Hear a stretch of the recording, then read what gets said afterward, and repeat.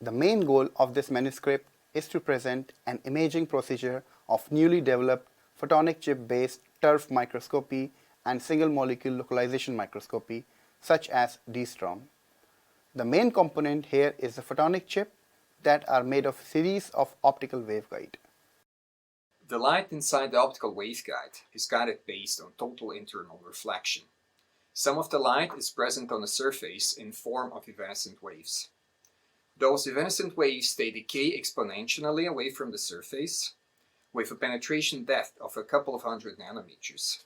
This makes them suitable for TIRF illumination.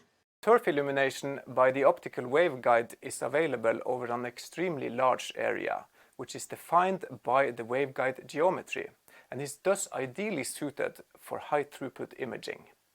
The key difference between a traditional TIRF and dSTORM setup as compared to our approach is that we use a photonic chip to illuminate the sample instead of sending light through an imaging objective lens. Our approach decouples the illumination and the collection light path, opening new imaging possibilities.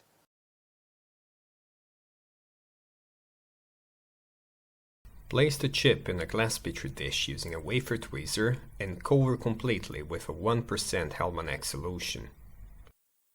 Place the petri dish on a hot plate at 70 degrees for 10 minutes.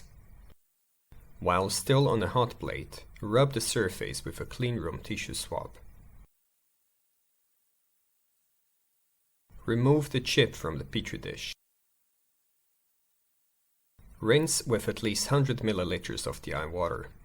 Rinse with at least 100 ml of isopropanol, taking care that the solvent does not dry on the surface to prevent evaporation stains. Rinse with at least 100 ml.